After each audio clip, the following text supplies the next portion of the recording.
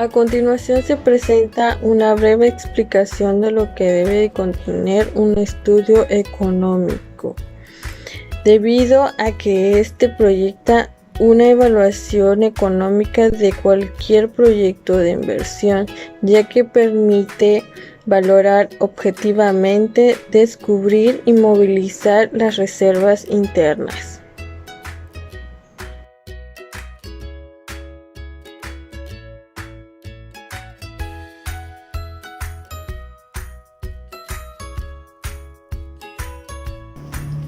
Los estados de resultados pro forma son una herramienta de planificación que trata de la elaboración de proyecciones de ingresos, costos, gastos, pasivos, activos y capital, con base a estrategias alternativas de producción y venta, con el propósito de decidir posteriormente cómo se deberá satisfacer los requerimientos financieros pronosticados.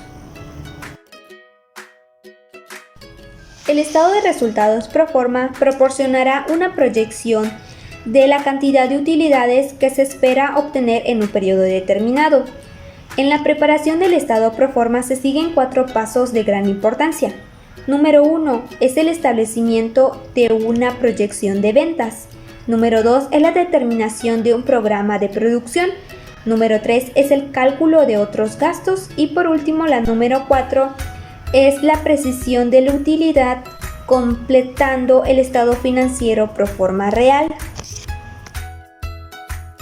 La importancia del estado de resultados pro forma es que es vital en cualquier empresa. Este permite detectar errores de planeación y adoptar las medidas necesarias para corregirlos antes de que resulten pérdidas para la empresa.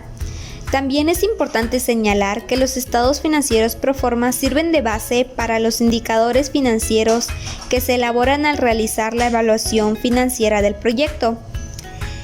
Los estados pro forma fundamentales son el estado de resultados, el flujo de efectivo, el estado de origen y aplicaciones y el balance general. Sus ventajas es que proporciona una base para analizar por adelantado el nivel de rentabilidad de la empresa. Previene errores, con ello se pueden generar ahorros importantes en la empresa y permite analizar las fuentes y los usos de efectivos de la empresa. Y su desventaja es que la condición financiera pasada de la empresa no es un indicador exacto de su futuro. Sus beneficios es que presenta la información relativa a los resultados de utilidad o pérdida. Calcula la utilidad neta y flujos netos de efectivo del proyecto. Se pronostica los resultados probables que tendrá la empresa y es una forma sencilla de proyección. Ventas brutas y ventas netas. Únicamente los ingresos provenientes de las operaciones normales deben mostrar sección. Las ventas brutas de mercancías o servicios deben mostrarse con deducción, devoluciones y descuentos sobre las ventas enunciados específicamente, obteniendo como resultado las ventas netas. Costo de ventas. Esta sección muestra las compras de mercancías y las devoluciones y descuentos sobre las mismas, los inventarios iniciales y finales, así como las cuentas relacionadas con las mercancías adquiridas, tales como gasto de transportación sobre las compras e impuestos sobre la transportación. Utilidad bruta. El excedente de las ventas netas sobre el costo de ventas se denomina utilidad bruta.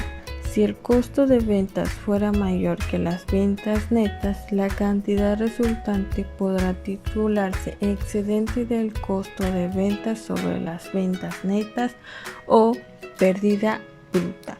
La cifra de utilidad bruta permite al analista calcular el margen de utilidad bruta para conocer la proporción que de las ventas netas representen la utilidad. Gastos de operación. Representa todos aquellos gastos ocasionados por las funciones de compras, ventas y administración del negocio en general.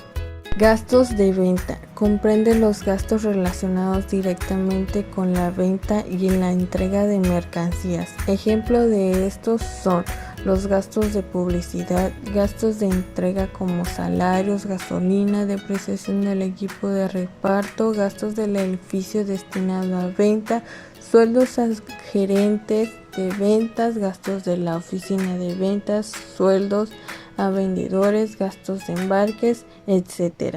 Gastos generales y administrativos. Comprende los gastos de supervisión y administración en general, los de llevar los registros y el control contable, gastos de correspondencia, compras, etc.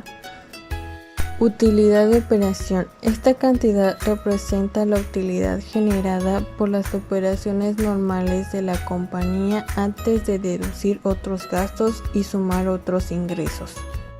Gastos financieros. Comprende los gastos en que incurre un negocio debido al uso de fondos externos para financiar sus activos.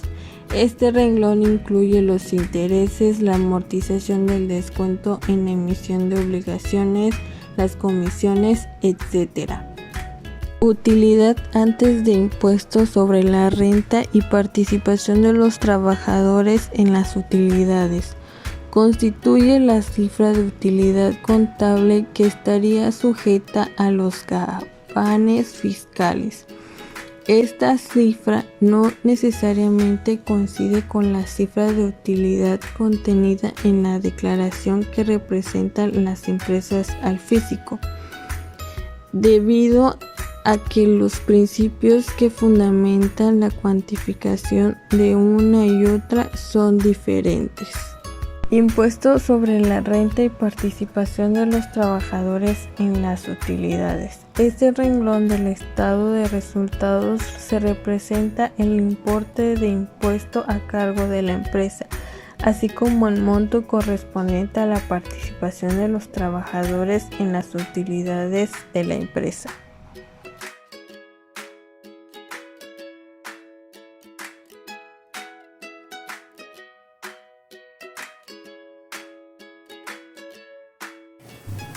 Cuando se está en planes de crear una empresa, es necesario tomar en cuenta que primero se necesita realizar una inversión inicial. Dicha inversión tiene que estar conformada de solamente personas físicas, personas morales o de bancos, pero también puede estar conformada de una mezcla de todo lo anterior mencionado.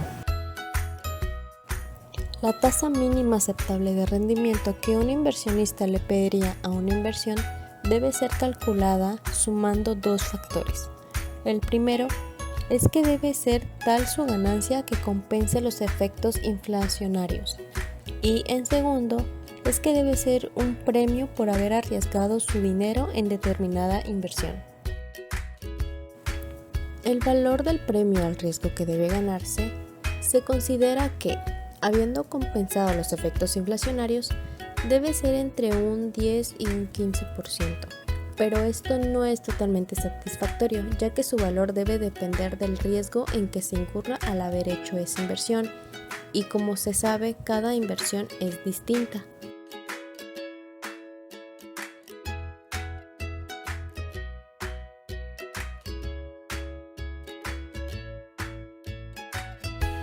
Financiamiento.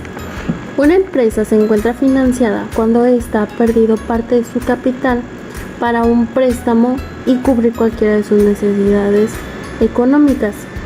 En este caso, si la empresa logra conseguir algo barato dentro de sus operaciones, se puede demostrar que esto le va a ayudar considerablemente para el rendimiento sobre su inversión, o sea que a futuro esta inversión le va a generar algún rendimiento o algún producto económico. En todos los países existen leyes tributarias donde se pueden deducir los impuestos de los intereses pagados por las deudas adquiridas por la propia empresa.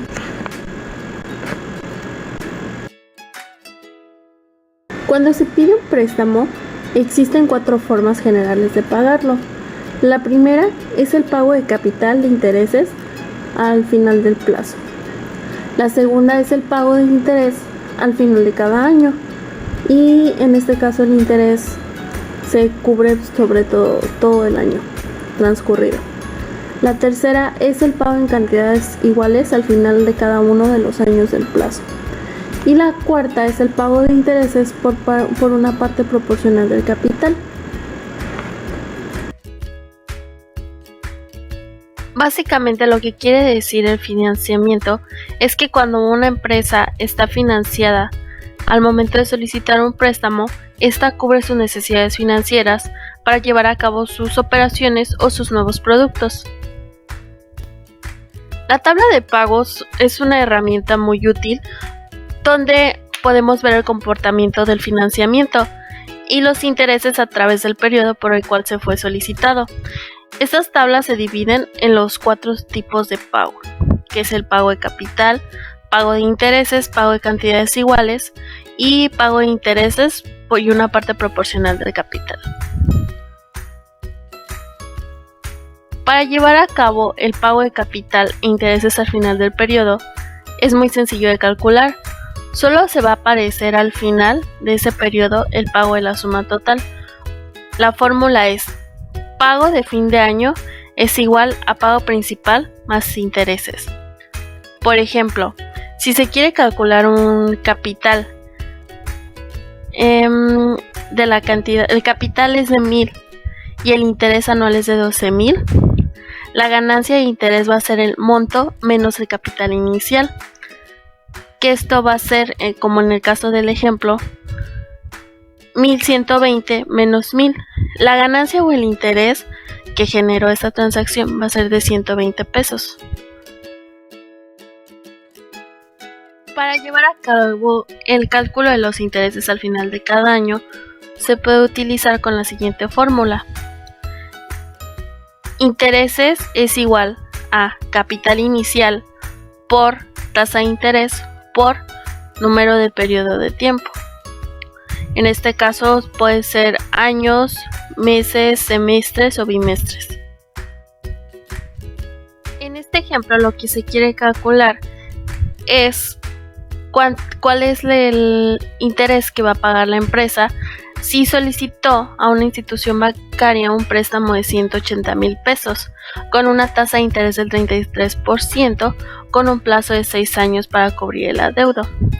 En este caso se aplica la fórmula que sería capital inicial, que son 180,000 por 0.33 por 1, porque es por un año. Y la cantidad final que se va a terminar pagando es de 59,400.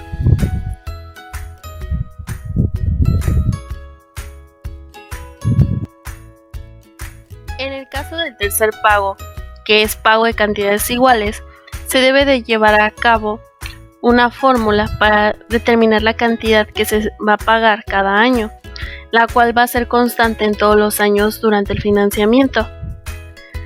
La fórmula que se aplica es donde involucra la anualidad, el préstamo, el interés y el plazo otorgado, que es la que se muestra en la presentación. Si por decir se pide un financiamiento de 50,000 pesos a una institución bancaria, la cual nos va a dar un interés del 30% a un plazo de 4 años, el cálculo quedaría ejemplificado de la siguiente forma.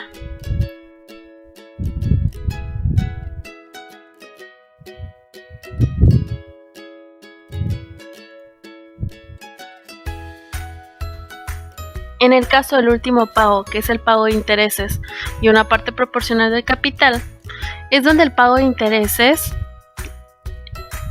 y una parte proporcional del capital se lleva, por decir, al plazo de los años.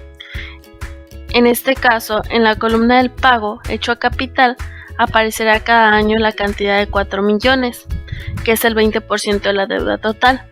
Los intereses pagados serán sobre los saldos insólitos, que es como se ejemplifica en la siguiente tabla.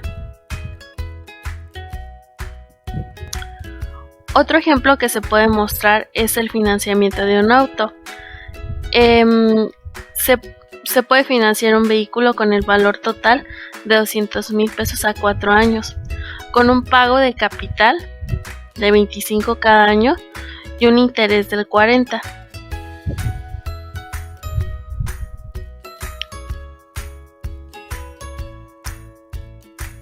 el pago a capital de cada año durante 4 años sería de 50,000. Y el del interés, dependiendo de los saldos, el primer año sería de 80,000, el segundo sería de 60,000, el tercero sería de 40,000 y el cuarto sería de 20,000. Y con esto, si se suma por año el interés más el pago a capital, daría el total del pago anual, donde se iría restando cada cantidad de la deuda después del pago.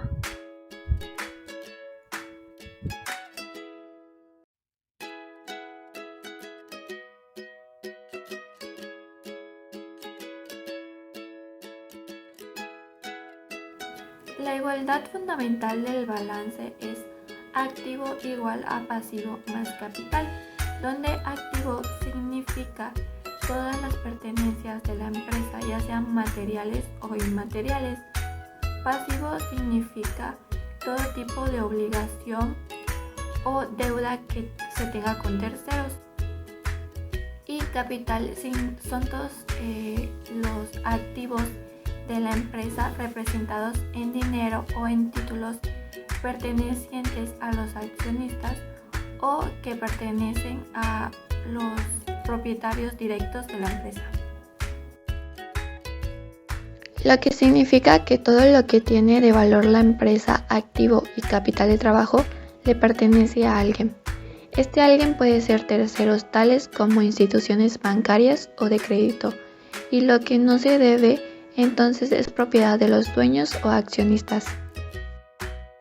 Cuando se realiza el análisis económico de un proyecto y se debe presentar el balance general, se recomienda solo referirse al balance general inicial, es decir, sería conveniente presentar un balance a lo largo de cada uno de los años considerados en el estudio, pero debido a que cuando una empresa empieza a generar ganancias, no se sabe con toda certeza el destino de las mismas, se puede decidir en la práctica distribuir la mayoría de las utilidades, reinventar el propio negocio, invertir en otras empresas por medio de acciones o invertir en cualquier otra alternativa.